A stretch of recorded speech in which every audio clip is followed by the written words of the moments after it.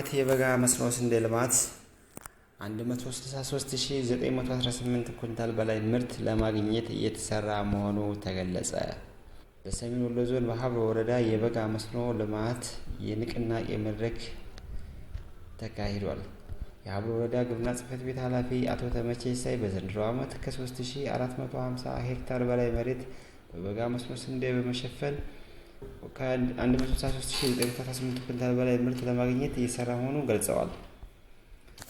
በ2017 ዓመተ ምህረት በ17 ቀበሌዎች 2400 ሄክታር መሬት ላይ ተግባራዊ በማድረግ የታየውን ውጤታማነት በማስፋፋት በዘንድሮ ዓመት ማለትም በ2018 በ19 ቀበሌዎች በ73 ክላስተር ከ3450 ሄክታር በላይ መሬት በበጋ መስኖ ስንዴ ለመሸፈን እቅድ መያዛቸውን ገልጸው የሰብሉ አሁናዊ ሁኔታ ተስፋ ሰጭ ከመሆኑም ባሻገር ለሌሎች ማስተማሪያ በሚሆን ልክ መሆኑንም አስረድተዋል።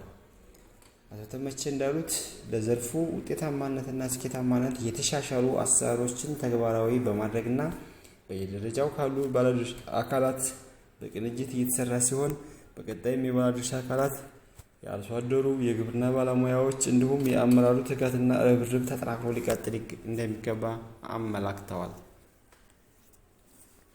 የወረዳው አስተዳዳሪ አቶ ሁሴን መሐመድ አርሶ አደሩ እየሰራ ያለው የበጋ ስንዴ ምርት ለአገር ተስፋ መሆኑን ገልጸው በበጋ መስኖ ስንዴ ላይ የታየውን ውጤታማነት ለሌሎች ልማቶች በተሞክሮነት ተወስዶ ሊሰራበትም ይገባል በማለት ተናግረዋል።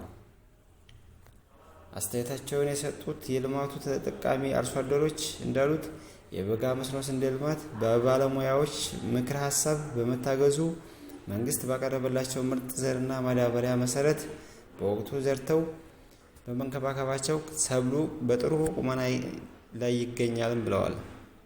ወደፊትም ወደ ልማቱ ያልገቡ አርሶ አደሮች የነሱን ጥቅም አይተው የልማቱ ተሳታፊ እንዲሆኑ ምክራቸውንም ለግሰዋል።